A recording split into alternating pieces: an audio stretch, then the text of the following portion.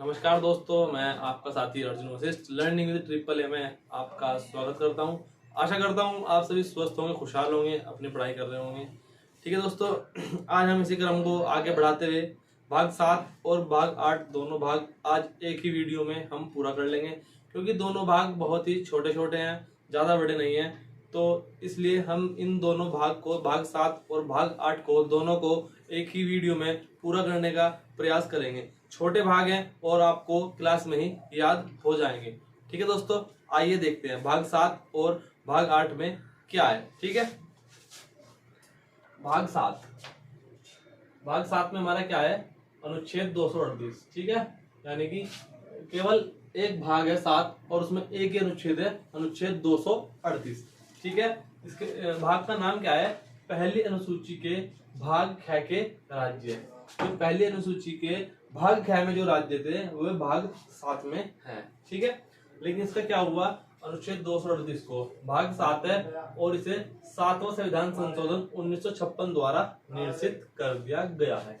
इसका मतलब क्या हुआ कि जो संविधान का भाग 7 है, इस भाग 7 को निरसित कर दिया गया है। कौन से संविधान संशोधन द्वारा? 7वें संविधान संशोधन 1956 के द्वारा संविधान के भाग 7 को निरसित कर दिया गया है, जो कि अनुच्छेद 238 में है। ठीक है, सिर्फ भाग 7 के बारे में हमें इससे ज्यादा डाटा नहीं पढ़ना है, इसी में हमारा भाग 7 कंप्लीट हो जाता है। अब आगे देखते हैं भाग 8,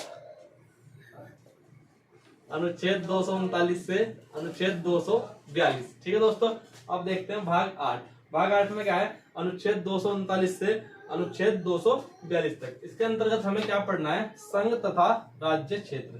संघ राज्य क्षेत्र यानी इनको क्या बोलते हैं, यूटी। यूटी मतलब यूनियन टेरिटरी।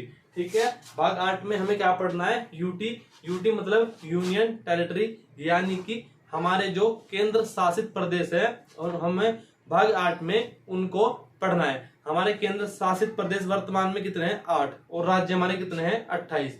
तो वर्तमान में हमारे 28 राज्य और 8 केंद्र शासित प्रदेश हैं। जो हमारे 8 केंद्र शासित प्रदेश हैं, उन 8 केंद्र शासित प्रदेशों को हम भाग 8 में ही पढ़ेंगे। ठीक है, याद हुआ, भाग 8। भाग 8 में क्या है, 8 ही केंद्र शासित प्रदेश हैं। ठीक है दोस्तों, और अनुच्छेद 239 से अनुच्छेद 242 तक हमें इसमें पढ़ना है। ठीक है दोस्तों, अब आगे देखते हैं।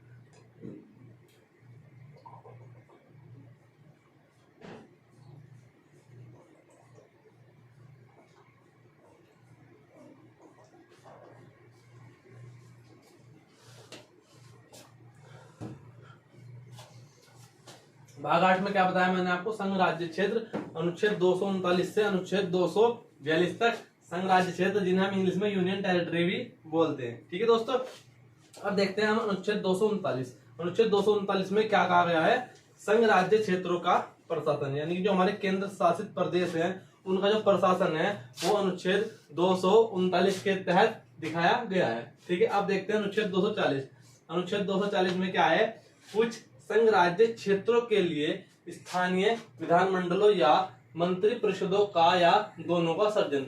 यानी कि जो हमारा अनुच्छेद 240 है वो ये बताता है कि जो हमारे यूटी होंगे उनमें स्थानीय विधानमंडल और मंत्री परिषदों का या इन दोनों का सर्जन से कौन सा अनुच्छेद संबंधित है, अनुच्छेद 240। और 239 में क्या है, संघ राज्य क्षेत्रों का प्रशासन। ठीक है दोस्तों, अब देखते हैं अनुच्छेद 241।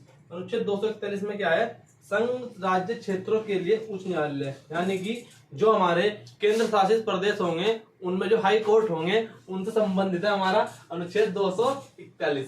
ठीक है दोस्तों, एक बार इनका रिवीजन कर लेते हैं, देखते हैं। भाग 7 में मैंने आपको क्या बताया, भाग 7 7वां संविधान संशोधन, 7वां संविधान संशोधन 1956 के द्वारा निरसित कर दिया गया है। ठीक है, जिसमें अनुच्छेद 238 है सिर्फ। भाग 7 खत्म। अब देखते हैं भाग 8। भाग 8 है और भाग 8 में ही 8 केंद्र शासित प्रदेश हैं जिनके बारे में हमको पढ़ना है। ठीक है दोस्तों, अनुच्छेद 239 संघ राज्य क्षेत्रों का प्रशासन कैसा होगा। अनुच्छेद 240 में विधानमंडलों या मंत्री परिषदों का सर्जन से संबंधित है। और अनुच्छेद 241 में क्या है, संघ राज्य क्षेत्रों के लिए उच्च न्यायालय। लेकिन जो अनुच्छेद 242 है ये हमें नहीं पढ़ना क्योंकि ये इंपॉर्टेंट नहीं है। ठीक है दोस्तों, अनुच्छेद 242 तक ही हमें पढ़ना है।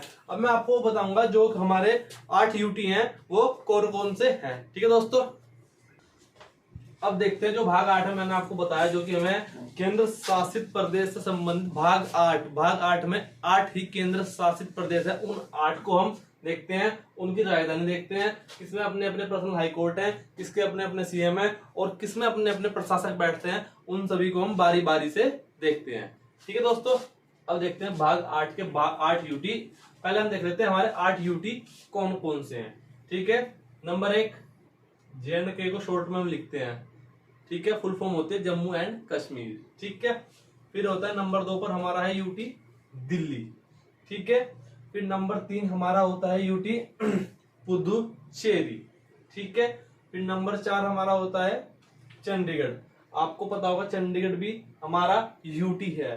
ठीक है, फिर है नंबर 5 लद्दाख। ठीक है, फिर है नंबर 6 हमारा दमन द्वीप और दादर नागर हवेली। ठीक है, फिर नंबर 7 लक्षद्वीप और नंबर 8 अंडमान निकोबार। ठीक है, तो ये हमारे 8 क्या हो गए यूटी। अब जो हमारे 8 यूटी हैं, इन 8 यूटी की हम जो राजधानियां हैं उनको भी साथ के साथ देख लेते हैं। ठीक है, जम्मू कश्मीर की राजधानी श्रीनगर या जम्मू। ठीक है, दिल्ली की राजधानी नई दिल्ली। ठीक है दोस्तों, पुदुचेरी की पुदुचेरी। ठीक है, चंडीगढ़ की राजधानी चंडीगढ़। ठीक है, लद्दाख की लेह। ठीक है दोस्तों, दमन द्वीप और दादर नागर हवेली की राजधानी दमन। ठीक है, लक्षद्वीप की कवरती और अंडमान निकोबार की राजधानी है पोर्ट ब्लेयर। ठीक है दोस्तों, ये हमारे 8 यूटी हो गए और इन 8 यूटी की हमारी राजधानी हो गई। अब हम इसमें ये देखेंगे कि कौन कौन से यूटी हैं जिनका अपना खुद का राज्य में हाई कोर्ट है, जिनमें सीएम बैठते हैं, जिनमें प्रशासक होते हैं। ठीक है, अब हम बारी बारी से उनको देखते हैं। ठीक है, जो हमारे पहले 2 हैं जम्मू कश्मीर और दिल्ली, जिसकी राजधानी जम्मू कश्मीर की श्रीनगर और दिल्ली की नई दिल्ली है, इन दोनों के अपने हाई कोर्ट हैं। ठीक है, 8 में से केवल 2 यूटी ऐसे हैं जिनके अपने हाई कोर्ट है। कौन कौन से हैं? जम्मू कश्मीर और दिल्ली। ठीक है, फिर क्या है, हमने देखना है सीएम कि वे कौन कौन से यूटी हैं जिनके अंदर सीएम बैठते हैं।